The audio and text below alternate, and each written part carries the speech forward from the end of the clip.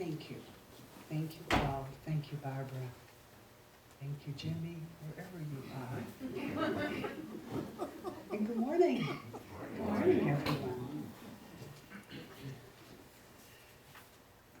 How many of you have some kind of a background when Lent was a time to give up some favorite thing? Read a story not long ago about a group that was touring a beautiful church.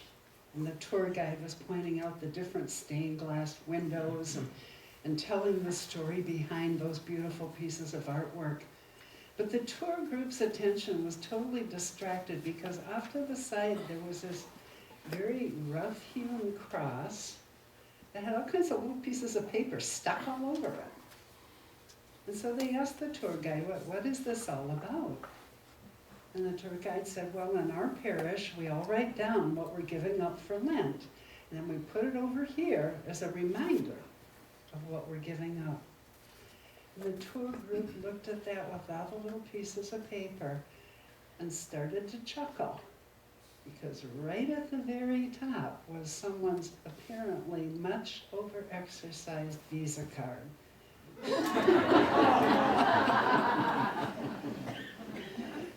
Okay, you ready to give it up? We're going to give up some things for Lent here this morning. I can find. What are some of the things you give up? Think about it for a moment. I know a lot of people give up chocolate, candy. Can't have that during Lent, can you? Oh man. Some of us have a really hard time, but I'm told, I'm not sure, but I'm told it can be done. Maybe we decide we're going to give up trashy novels, TV shows. Am I hitting home with a few people here? I can tell I am.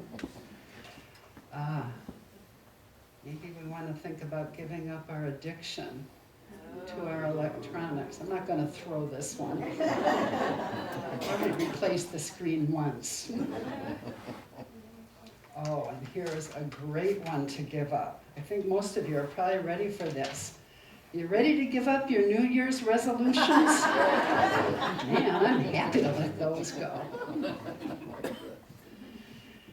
You know, we think about Lent as giving things up, things that are precious and important to us, so that we can participate in the great sacrifice. Where did this whole idea of sacrifice come from?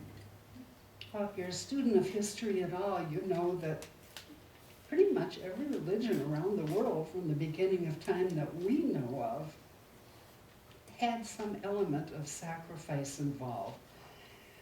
It was all about letting go of something, sacrificing something, or in some cases someone, to appease an angry God or to get God's favor, whatever they happen to call God in that time and in their part of the world. We know, looking at the Bible, in the Hebrew tradition, the Jewish tradition, sacrifice at the time of what's known as the Passion of Christ was common. This was Passover to the Jewish people, and they practiced sacrifice, partially in remembrance of how God had delivered them from Egypt. And it's a little bit of a throwback to, how do I appease God? How do I make sure God's not mad at me? How do I get God's attention and favor? In fact, in the traditional interpretation, Jesus, or Yeshua, as he was known in Aramaic, made the ultimate sacrifice by dying on the cross at the end of this Lenten season. You know, the idea of giving up something for Lent, there is absolutely no biblical precedent for it. It's something that is kind of church created, that you have to give up something for Lent. And it's been practiced for a couple thousand years now. There is a precedent, however, for letting go of material things to focus on deeper spiritual growth. And if you look through the Old Testament and the New Testament, you'll find this in a few places. You may notice that before Moses went up on the mountain, Mount Sinai, and where he received the 10 Commandments, he spent 40 days in prayer and meditation and fasting, giving up material things to focus on his inner spiritual development. We also read in the Old Testament, Elijah did the same thing, 40 days of fasting and prayer, 40 days of setting himself apart from the everyday world, again to focus on his spiritual development. And at the end of that 40 days, he had a meaningful interaction with Mother, Father, God. I'm betting most of you are probably sitting here right now thinking about the story of Jesus. His venture into the wilderness, 40 days and nights of fasting and prayer that he pursued immediately before he began his earthly ministry. So there is a precedent for letting go of worldly things, material things, even chocolate, for the purpose of deeper spiritual development. In unity, we do not teach that it's necessary to make a great sacrifice. We do not teach that you have to give up stuff and things important to you to be more spiritual. We do teach that it's beneficial to give up things that limit us. And Barbara, I want to thank you for what you shared this morning, because that was just a beautiful example. I think of the inner conversation a lot of us might have with ourselves. In the Revealing Word, Charles Fillmore, Unity's co-founder, defines sacrifice as the refining process constantly going on in consciousness as we renounce old beliefs and welcome new ideas of the Christ nature. Hear that again. The refining process constantly going on in consciousness as we renounce old beliefs and welcome new ideas of the Christ nature. In short, LENT, let's eliminate negative thinking. Don't you love the positive approach to Christianity that Unity gives us? I do. I can think positively and have coffee. In fact, I'm positive that I enjoy that coffee. In Unity, rather than just giving up things we enjoy, let's let go of things that keep us separate from God, that keep us separate from our true spiritual nature as children of God. When we do that, we open ourselves to a greater experience of God working in and through us. We also open ourselves to greater blessing. And from that greater blessing, we experience more joy and we live life more fully. Now, does that sound like sacrifice to you? Sounds like a good trade-off to me. For those of you who have studied the 12 powers of man, you'll probably remember that elimination or release is one of the 12 important powers that every single one of us innately has. So what are we going to eliminate? In general, things that don't serve us. And that may include things that once served us, but no longer do. We want to eliminate clutter, useless clutter, whether it's in our minds, in our activities, our schedule, anywhere in our lives. We want to get rid of that excess that's bogging us down. We want to eliminate what we don't want in our lives. And in so doing, we make room for what we do want.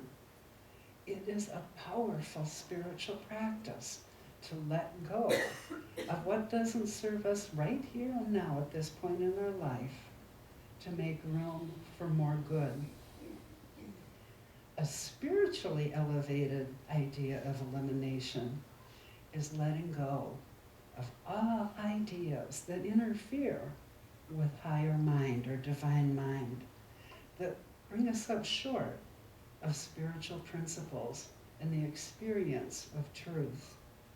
You know, those old beliefs that told you were bad and terrible and a sinner.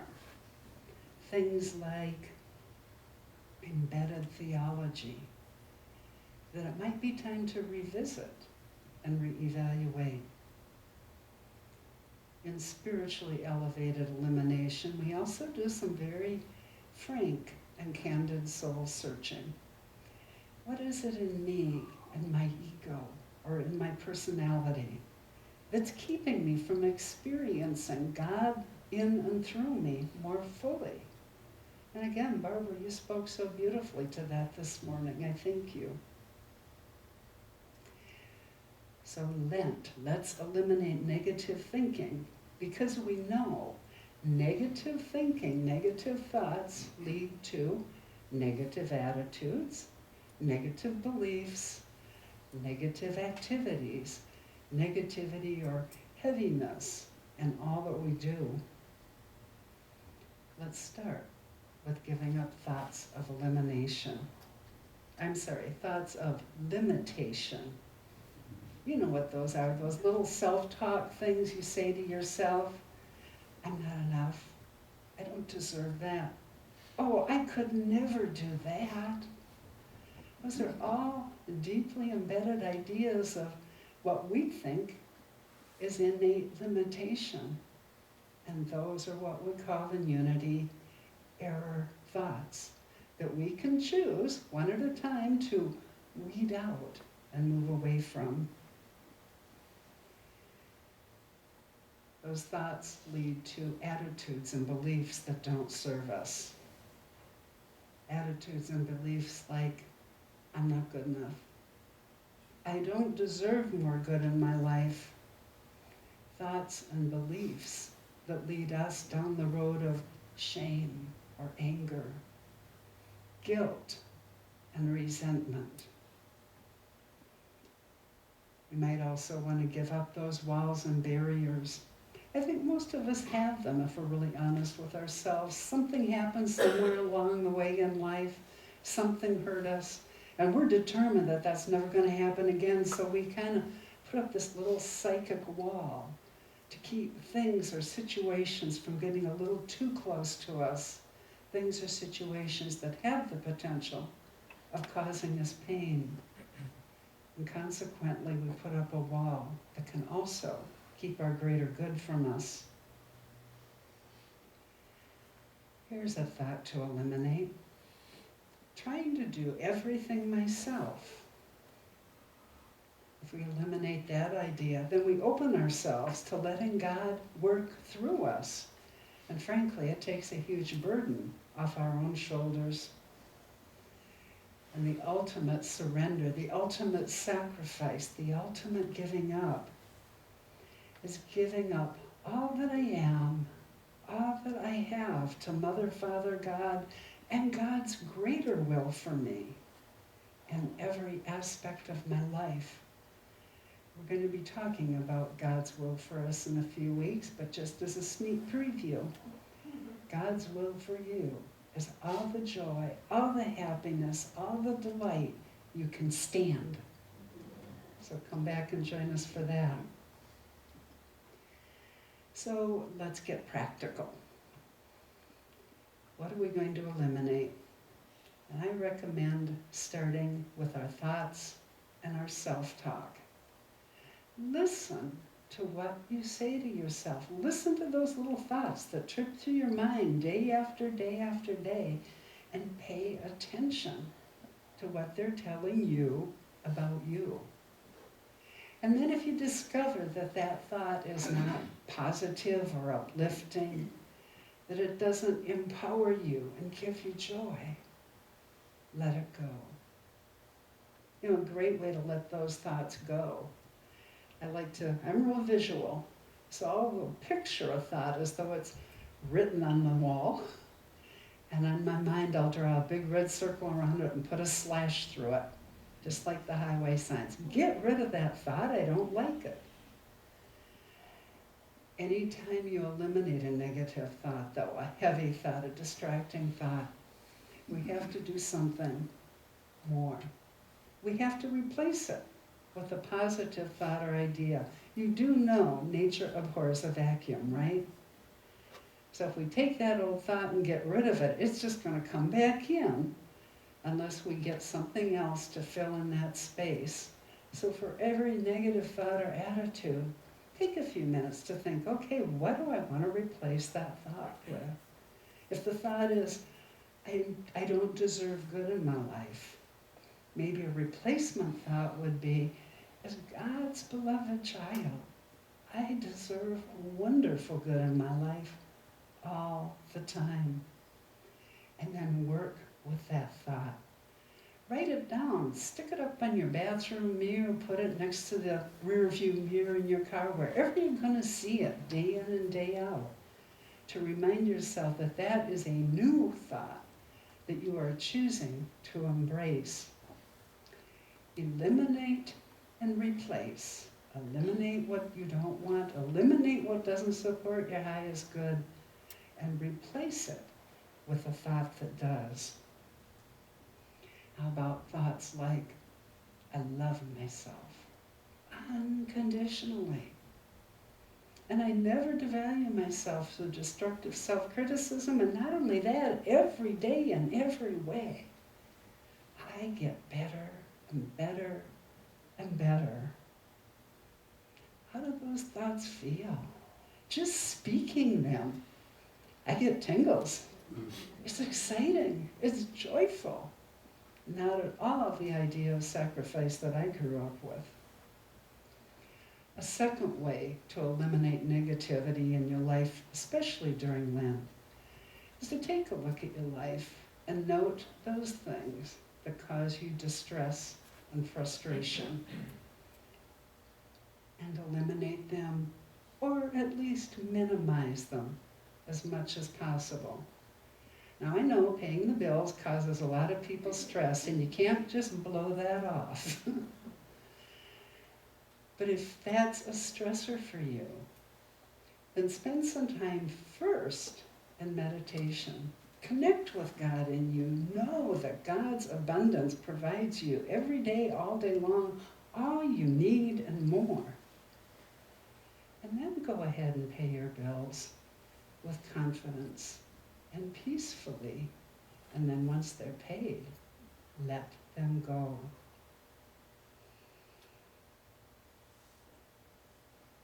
You know, we clean our houses in the spring, at least some of us do. And we want to get rid of old, outmoded things that don't serve us.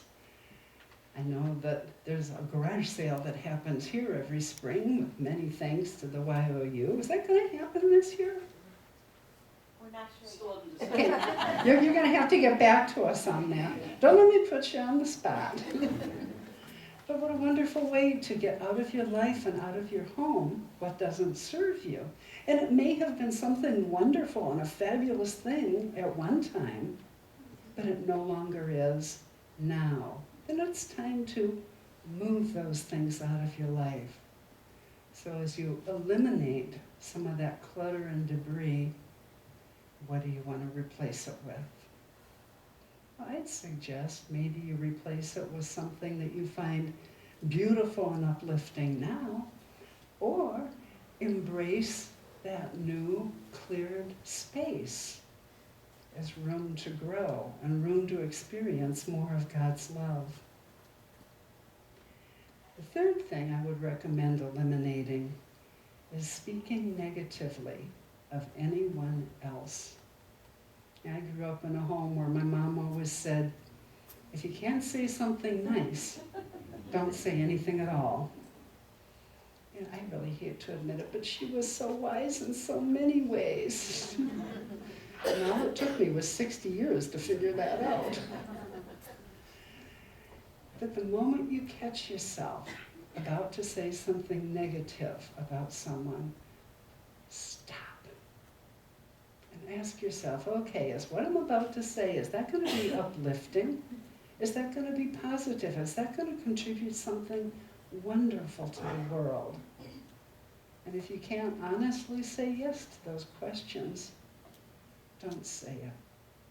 And if it's a situation that's frustrating you, that you're called to be active in, to stand up against something that feels very negative to you, make sure you approach it from a positive perspective.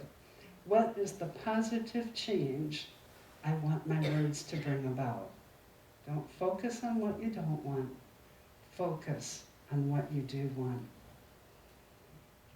And if you don't have anything nice to say, just don't say it. There is much in our lives, things we've learned along the way that sadly are actually impediments to a happy, fulfilling life.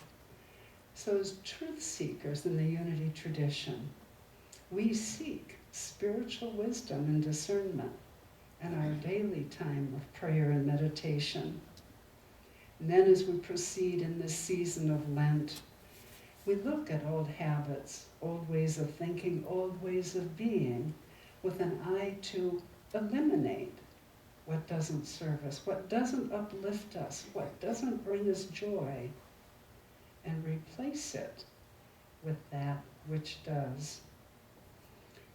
As we let go of negative thinking in Lent, we are restored through God's Spirit, breathing new life into us and transforming our mortal life to a life eternal and peaceful.